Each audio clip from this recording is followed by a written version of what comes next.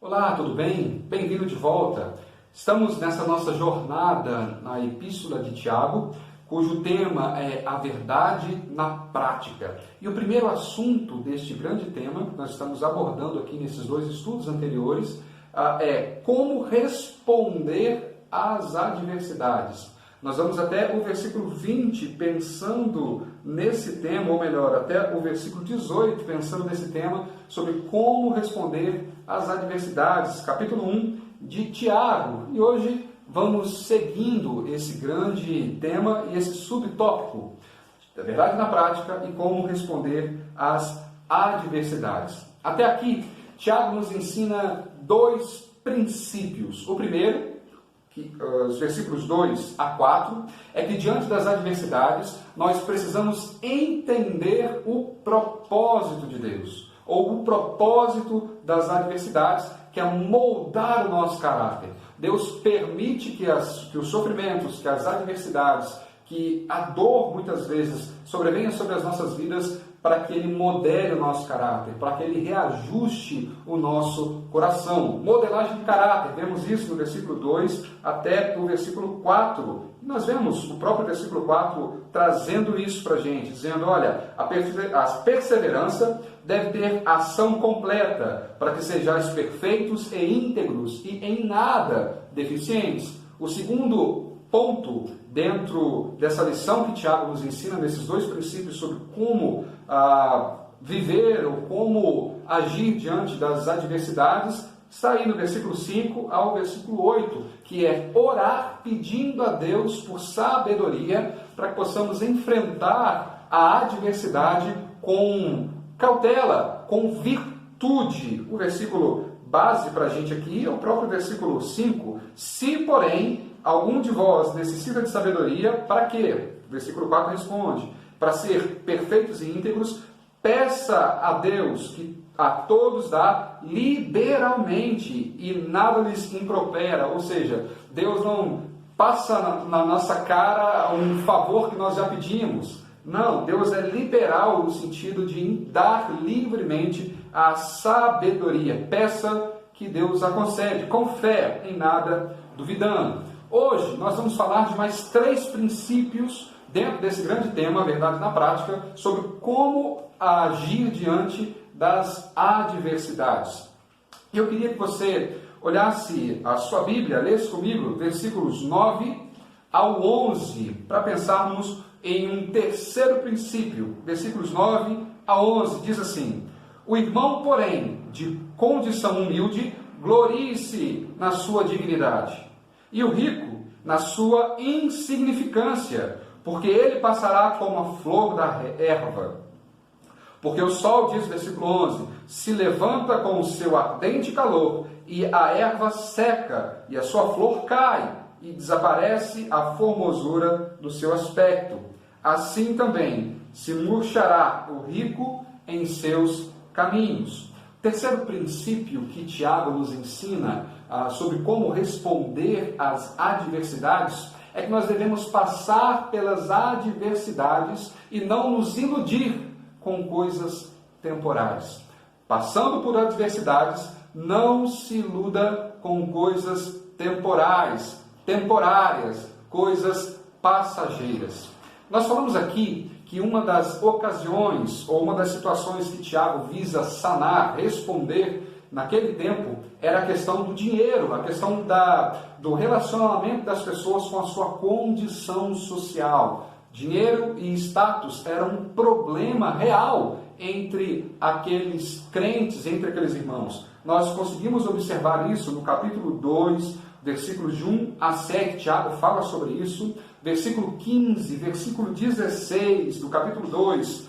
No capítulo 4, Tiago volta a falar sobre questões econômicas e sociais, do versículo 1 a 3. No capítulo 5, Tiago fala novamente sobre dinheiro, sobre status social, dos versículos 1 a 8.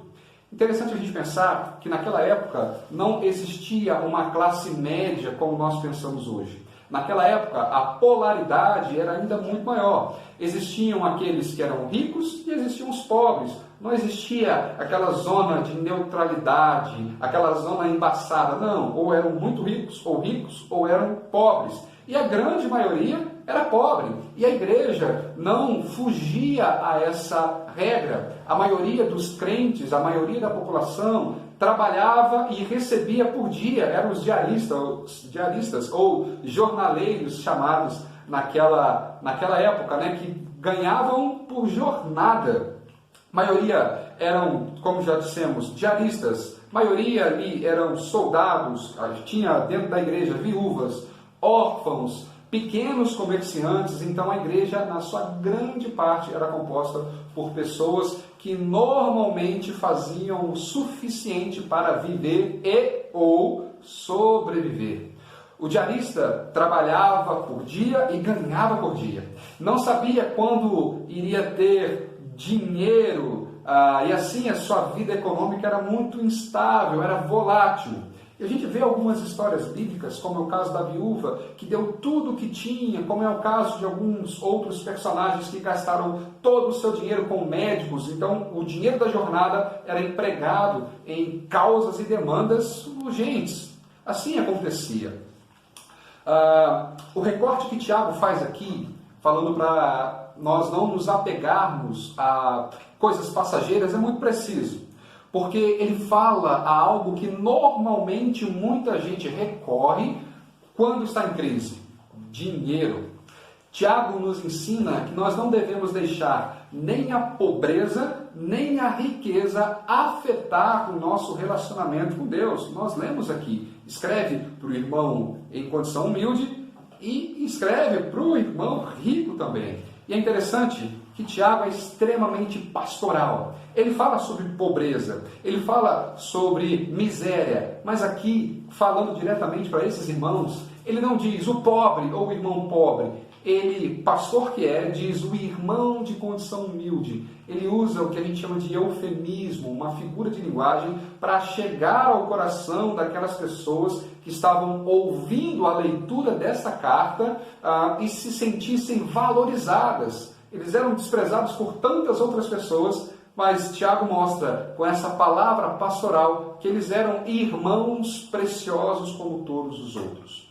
A pergunta que fica é: qual é a alegria que o irmão de condição humilde pode ter? Tiago responde: dignidade. O irmão, versículo 9, de condição humilde, glorie-se na sua dignidade. O que é isso? É se alegrar com a pobreza? Não, mas é se alegrar porque a pobreza não muda o seu caráter. A dignidade desses irmãos, de nós, muitas vezes, quando passamos por situações difíceis financeiramente falando, nós devemos nos alegrar, porque isso não mede, ou não deveria, né, alterar o nosso caráter. Se alegrar na dignidade é ter um caráter reto, santo, um caráter digno de confiança, honestidade, mesmo diante das dificuldades. Tem pobreza que é consequência de pecado? Sim ou não? Ou pobreza é consequência de pecado? Às vezes sim, às vezes não. Tem pobreza que é consequência de pecado? Como? Sim, a pobreza que é fruto de preguiça, consequência de pecado. Às vezes a pessoa não tem o que comer, a pessoa não tem o que vestir, a pessoa não tem dinheiro para entretenimento, mas por quê? Às vezes preguiça, a pessoa que não gosta de trabalhar, a pessoa que se encosta, a pessoa que tem dificuldades de exercitar, de fazer alguma coisa, de correr atrás, de ficar orando, esperando Deus abrir a janela do céu e mandar sem que a pessoa em si faça a sua parte ou faça por onde. Existe sim pobreza que é pecaminosa, a pobreza que é fruto de pecado. Mas sempre será? A pobreza sempre será fruto de pecado? Não, obviamente não. Existem algumas situações que chegam para a gente e fogem do nosso controle. Existem algumas situações de pobreza por causa de oportunidade que muitas pessoas não têm, por causa de situações específicas, por causa de um desemprego. Exemplo, a crise econômica que nós já estamos enfrentando e que vamos enfrentar quando cessar a pestilência do coronavírus. Então, a crise financeira, econômica e social é algo terrível. Então, isso pode produzir para muitas famílias, uma situação de pobreza ou uma situação de condição humilde, como o Tiago coloca. Então a pobreza nem sempre é pecado, mas pode ser, algumas vezes, deixei meu controlezinho cair, algumas vezes pode ser sim consequência de pecado. E é pecado nós orarmos pedindo a Deus por prosperidade? Sim ou não?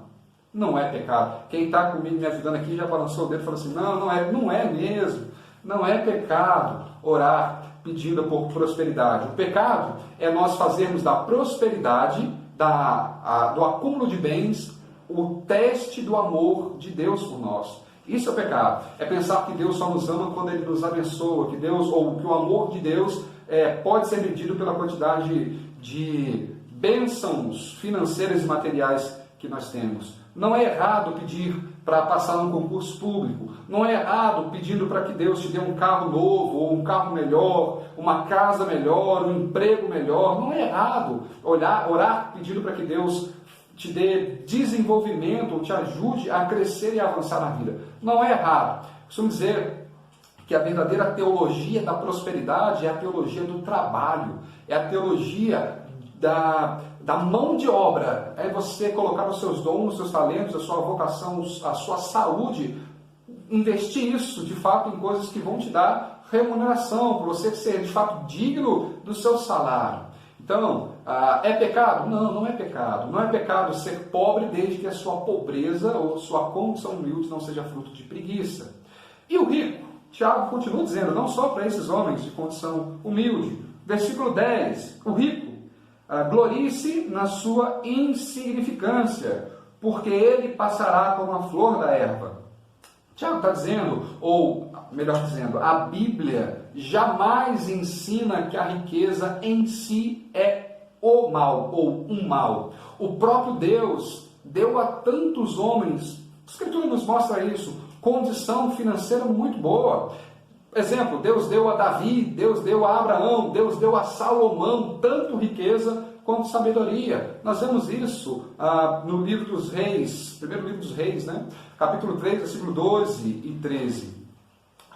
Tudo depende de como, e é interessante a gente pensar nisso, quando a gente olha para as riquezas e a gente tem essa situação de lidar com a riqueza. Tem muita gente que acha que ter muito dinheiro é pecado, ou de não ter nada é pecado, ou ter muito dinheiro é a solução. Não, não é. A questão das riquezas é que depende, ou melhor, tudo depende de como a riqueza é adquirida, como a riqueza ou os bens são utilizados, como a riqueza é usada e qual o lugar que a riqueza, que os bens ocupam no seu coração.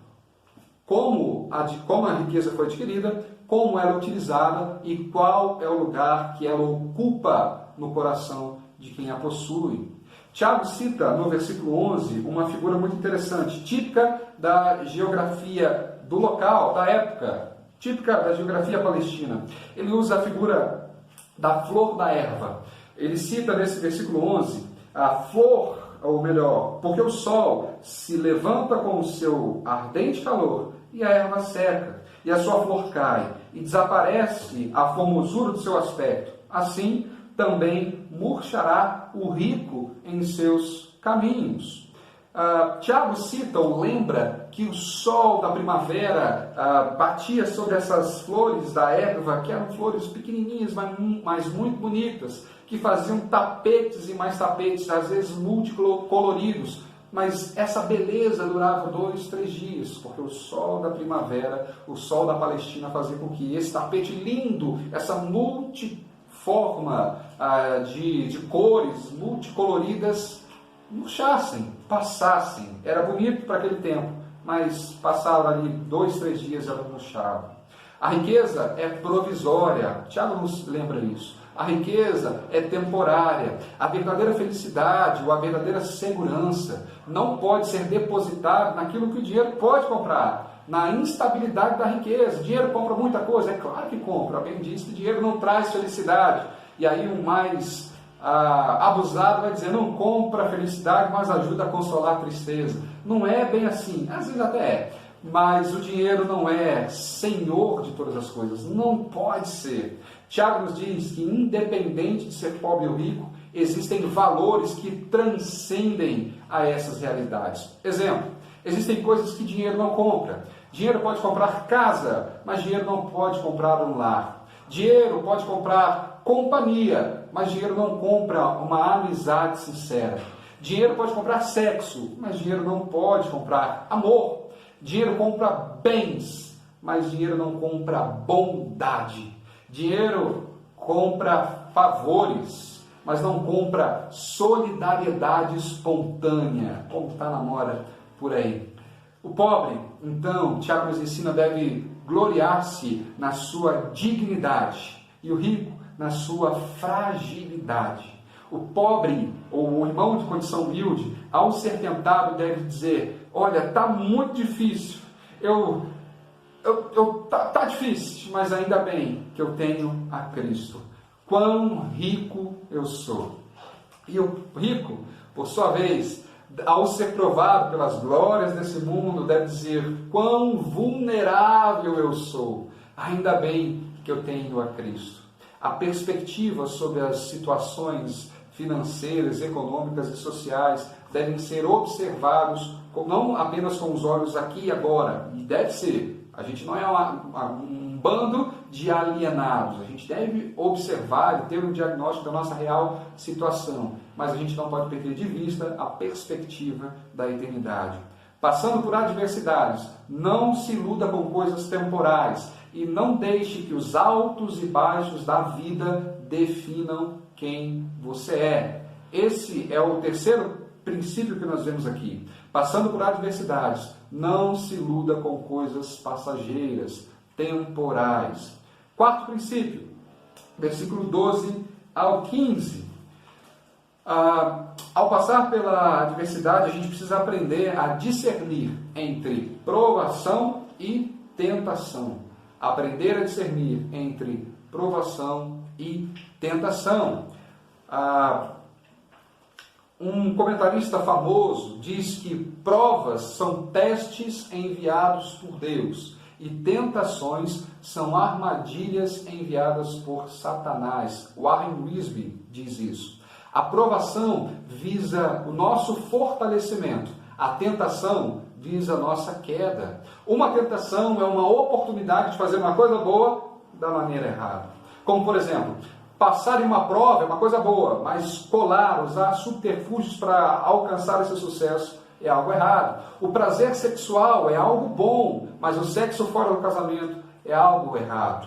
E aí, Tiago vai citar isso para a gente dos versículos 13 a 15, dizendo assim: ninguém ao ser tentado diga sou tentado por Deus, porque Deus não pode ser tentado pelo mal, e Ele mesmo a ninguém tenta. Por quê? Porque Deus é santo, não há uma mistura, não há comunhão entre luz e trevas. Deus não tenta e nem é tentado, não é seduzido. Ao contrário, diz o versículo 14, cada um é tentado pela sua própria cobiça, quando esta o atrai e seduz. Então, a cobiça, depois de haver concebido, dá luz ao pecado, e o pecado, uma vez consumado, gera a morte. A cobiça citada por Tiago é a tentativa de satisfazer um desejo fora da vontade de Deus. O problema, ou parte do problema, é que nós podemos transformar um desejo legítimo em algo pecaminoso. Outros exemplos: comer é normal, glutonaria é pecado, dormir é normal, preguiça é pecado, sexo no casamento normal, fora pecado. Os desejos, irmãos, devem estar sob o controle do indivíduo, sob o nosso controle e não no controle. Nós devemos controlar os desejos e não sermos controlados por eles. Tiago usa mais uma ilustração aqui, retirada da pesca. Ele diz, olha,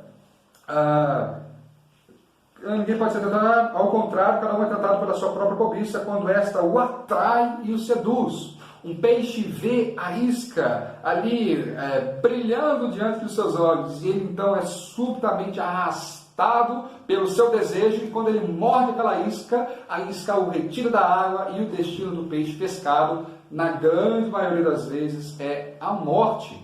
Tiago fala dessa cobiça. Nós olhamos, nós desejamos, nós queremos e nós abraçamos aquilo que chama a atenção dos nossos olhos, da nossa mente, do nosso coração, tal como Eva lá no Éden, tal como João escreve na sua primeira carta, combinando o texto da tentação, Gênesis 3, e João também, na sua primeira carta, dizendo que tudo é concupiscência dos olhos, concupiscência da carne, soberba da vida. Nós somos tentados por desejos que nos levam ao pecado. Jeremias profetizou, capítulo 17, versículo 9, que nós não podemos confiar no nosso coração, porque o nosso coração é enganoso, desesperadamente corrupto. E o próprio Senhor Jesus, em Mateus capítulo 15, versículo 19, diz que do coração procedem os maus desígnios, homicídios, adultérios, prostituição, furtos, falso testemunho, blasfêmias e por aí vai. Cuidado, não confie no seu coração. Mas há possibilidade de escaparmos da tentação?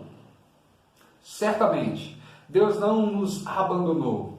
Ele ainda ouve e responde às nossas orações. Jesus orou por nós, dizendo: não nos deixe cair em tentação, mas livra-nos do mal. E Paulo escreve as seguintes palavras que tranquilizam o nosso coração, lá em 1 Coríntios, capítulo 10, versículo 13. Deus é fiel e não permitirá que sejais tentados além das vossas forças. Pelo contrário, juntamente com a tentação vos proverá livramento, de sorte que possais suportar. Tiago aconselha ao crente dizendo lá no capítulo 4, versículo 7, resisti ao diabo e ele fugirá de vós. Resisti ao diabo e ele fugirá de vós. Nós só seremos capazes de resistir ao diabo se nós mantermos os nossos olhos fixos em Jesus, o autor e consumador da nossa fé. Então, a gente precisa discernir entre provação e tentação. Lembre-se, provas são algo ou coisas enviadas ou testes enviados por Deus para provar o nosso coração, visando a nossa aprovação e santificação. A tentação é a armadilha do diabo visando a nossa queda, a nossa condenação. Tentação é uma oportunidade de fazer uma coisa boa de uma forma errada. A aprovação, versículo 12, nos ensina algo interessante e muito bonito também. Bem-aventurado o homem que suporta com perseverança a provação, porque depois de haver sido provado, receberá a coroa da vida, a qual o Senhor prometeu aos que amam. A tentação produz tristeza, a provação produz bem-aventurança. Depois que o período de provação termina, o fruto ou a recompensa que o crente recebe é a alegria por ter obedecido ao seu Senhor e, no final, a coroa da vida. O fato de sermos provados nos capacita não apenas para recebermos uma recompensa futura, mas também nos equipa para sermos usados por Deus agora. E aí, o quinto e último princípio para a gente terminar. Em meio a provações, nunca tire os olhos da bondade do Senhor. Em meio a provações, nunca tire os olhos da bondade do Senhor. Versículos 16 até o 18 nos ensinam algumas questões aqui muito interessantes. Veja só. Não vos enganeis, meus amados irmãos. Toda boa dádiva e todo dom perfeito são lá do alto, descendo do Pai das luzes, em quem não pode existir variação ou sombra de mudança. Pois, segundo o seu querer, ele nos gerou pela palavra da verdade, para que fôssemos como que as primícias das suas criaturas. E Tiago cita alguns pontos aqui para a gente entender por que em meio às provações a gente não pode tirar os olhos da bondade do Senhor, e ainda ecoando o versículo 12. Primeiro, porque tudo o que há no mundo, tudo que há de bom no mundo, vem de Deus. Não vos enganeis. Não pensem que a bondade do ser humano é uma bondade inerente, uma bondade da essência do ser humano, a bondade que pertence a ele, porque ele é bom em si mesmo. Não. Não pense que a beleza do mundo, o mundo é belo por si só. Não. Tudo que é bom vem de Deus. E se vem de Deus, é necessariamente bom. Mesmo que a gente não veja de forma imediata essa bondade do Senhor, nós entendemos, cremos, percebemos pela Escritura e pela experiência que o Senhor continua sendo bom. Todas as coisas cooperam para o bem daqueles que amam a Deus, para o bem daqueles que foram chamados segundo o seu propósito, de sermos a imagem e semelhança de seu Filho Jesus. Então, ainda que os nossos olhos carnais, os nossos olhos humanos não observem todas essas coisas, não consigam ter sensibilidade para, através daquela sintonia fina, perceber a bondade de Deus nas grandes coisas, nas pequenas coisas, Deus continua com a sua mão providencial e governando todas as coisas, nos dando mais do que a gente precisa, infinitamente mais do que a gente merece. Deus continua sustentando o nosso coração, Deus continua sustentando a nossa vida. Tudo que é de bom vem do Senhor, toda boa dádiva, todo dom perfeito, são da onde? Do alto, vem do Senhor. E não só tudo que é de bom no mundo vem de Deus, mas o modo de Deus dar é bom. O presente pode perder o seu valor, já percebeu? Dependendo do modo como ele é dado. Eu não estou dizendo nem do embrulho em si, mas às vezes é um grande presente, um bom presente, mas dado de forma relaxada, dado de forma obrigatória. Sabe quando você recebe alguma coisa que você sabe que a pessoa te deu, é até útil para você, mas ela te deu com tanta má vontade que você pensa, será que é isso mesmo? Estava conversando com uma pessoa essa semana e ela estava me dizendo que às vezes, dentro de casa mesmo, o cônjuge faz alguma coisa, por exemplo, uma comida, um almoço, mas faz com tanta, às vezes má vontade, preguiça, com tanta relutância, que antes de comer tem que orar 2 vezes para ver se tira o mal olhado. Estou brincando, o crente não tem esse negócio de mal olhado não, mas pelo menos para desencargo de consciência. O presente ele pode ser desvalorizado de acordo com o modo como ele é dado. Mas quando Deus nos dá uma bênção, ele faz de um modo amoroso, um modo cuidadoso, cheio de graça. Tanto aquilo que ele concede é bom, quanto o modo de conceder também é. Nos falta sensibilidade, nos falta condição de entender, nos falta espiritualidade. A gente precisa orar pedindo para que Deus nos dê isso, para que a gente não se engane, para que a gente não pense que a bondade de Deus é traduzida por quanto Ele nos dá de material. E não é. O quanto Deus nos ama não pode ser traduzido em nada que a gente possa contemplar e perceber. A Escritura vai dizer que Deus nos deu o máximo do máximo dos máximos, que é Jesus Cristo, o seu Filho, o nosso Senhor e Salvador. Tiago, nesses poucos versículos, também nos fala sobre a bondade de Deus. Tudo que é de bom vem de Deus, o modo pelo qual Deus nos dá é bom. E outra, a bondade de Deus é constante. Toda boa dádiva e todo dom perfeito são lá do alto, descendo do Pai das luzes, em quem não pode existir variação ou sombra de mudança. A expressão grega traduzida aqui por descendo está num tempo verbal que nos dá a ideia de continuidade.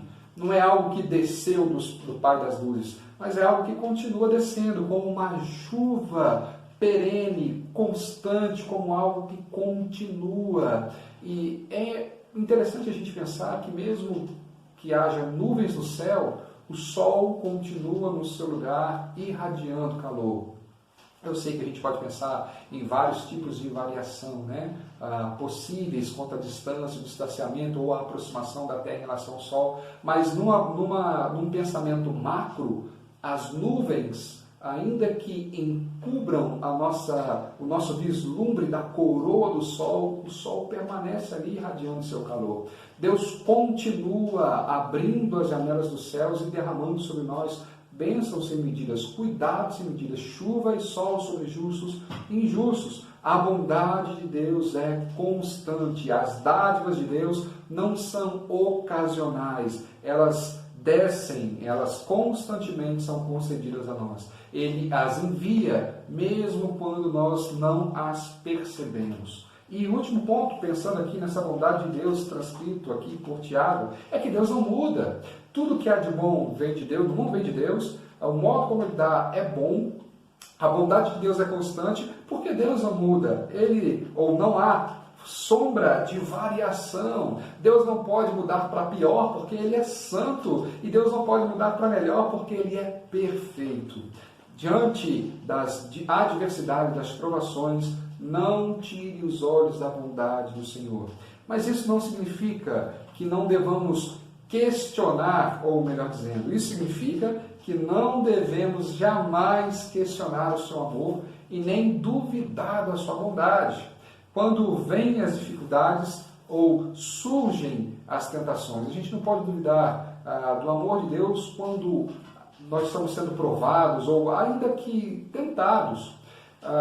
Se a gente para pensar na vida dos apóstolos, se a gente pensa na vida do apóstolo Paulo, quantas provações, quantas tentações esse homem sofreu e mesmo assim se manteve firme. Se a gente for medir o amor de Deus pelo nível e o número de tentações e provações que recebemos ou deixamos de receber, Deus odiava o apóstolo Paulo. Pela quantidade de coisas que ele sofreu, se você ler uma das suas cartas, Paulo vai citando naufrágios, abandono, traição e tantas outras coisas. E Paulo no final vai dizer que todas essas coisas contribuíram para o avanço do Evangelho.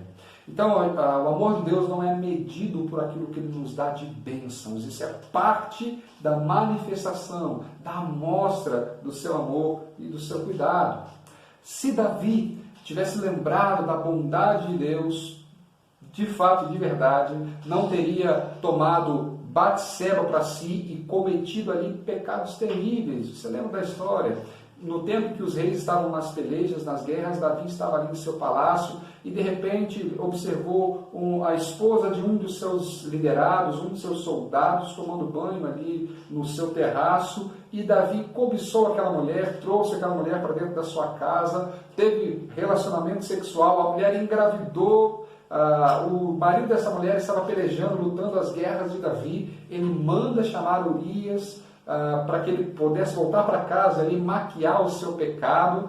Não dá certo, o homem era fiel ao rei, era fiel à causa, então Davi manda Urias para a frente de batalha e ali ele foi morto. Então Davi toma a sua mulher, a Batseba, a mulher de Urias, para si. Até que um profeta levantado por Deus chega ou vai até a presença de Davi e confronta o grande rei Davi diante dos seus pecados.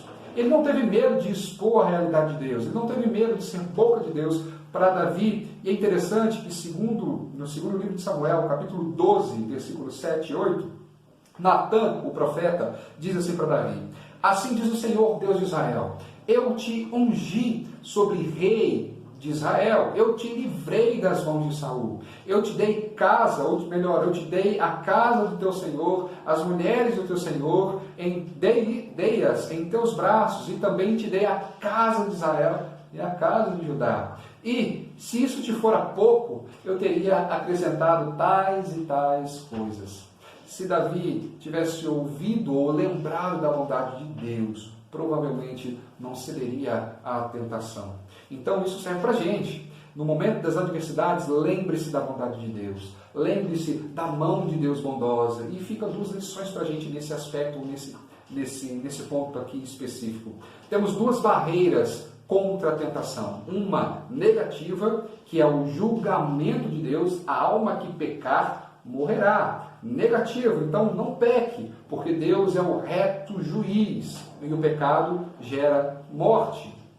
Mas temos também uma barreira positiva, que é a bondade de Deus. Nós somos gerados por essa bondade. No versículo 15, nós somos lembrados do pecado, dessa barreira negativa. A cobiça, depois de haver concebido, dá à luz, gera um fruto maldito, que é o pecado. E uma vez consumido, o pecado gera a morte, uma barreira negativa. Mas, no versículo 18 vai dizer: segundo o seu querer, Nós somos gerados, né? Pois, segundo o seu querer, ele nos gerou pela palavra da verdade. Olha que contraposição, que contraste interessante. Se no 15, a morte é gerada pelo pecado, ou seja, a cobiça depois de ter concebido dá a luz ao pecado, o pecado depois de consumado gera morte, Tiago agora faz um contraste, ele usa uma figura muito típica do hebraísmo, um paralelismo, e ele diz, olha, segundo o seu querer, nele nós fomos gerados não pelo pecado e não para a morte, fomos gerados ou ganhamos vida pela palavra da verdade, para que fôssemos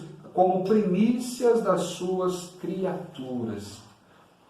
Barreira negativa, o julgamento de Deus, e a barreira positiva, a bondade de Deus. Lembre-se, as dádivas de Deus são sempre melhores e maiores do que as barganhas do diabo. As dádivas de Deus são sempre melhores do que as barganhas de Satanás.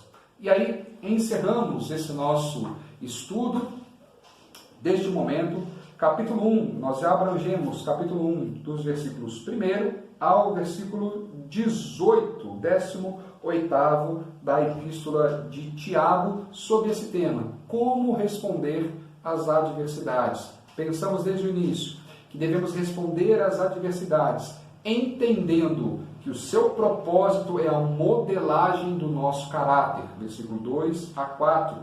Devemos responder às adversidades orando por sabedoria, a fim de viver o tempo da adversidade com virtude, versículos 5 a 8. Devemos responder às adversidades não nos iludindo com coisas temporárias, passageiras, atentando-nos para aquelas coisas que são eternas, riquezas espirituais, versículos 9 a 11. E devemos responder também às adversidades, discernindo ou aprendendo a discernir entre provações e tentações, versículo 13 a 15. E por fim, devemos responder às adversidades, jamais tirando os olhos da bondade do Senhor, versículo 12 e depois do 16 ao 18.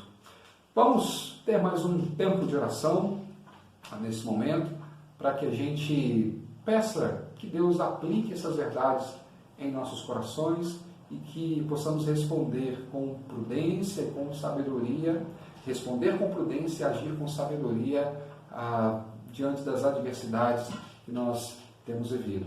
Te convido a abrir o seu coração nesse momento e falar com o Senhor. Deus Santo, nós queremos te agradecer porque tua misericórdia dura para sempre, o Senhor é bom. Muito obrigado pelo teu cuidado, muito obrigado porque o Senhor tem nos dado mais do que pedimos e mais do que merecemos.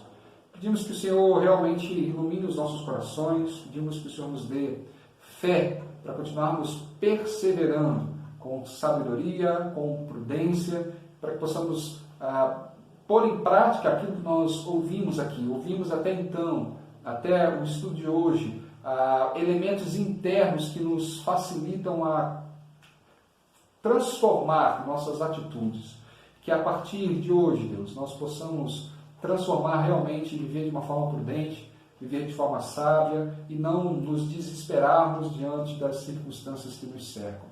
Essa é a nossa oração. Te agradecemos em nome do nosso Senhor Jesus Cristo. Amém.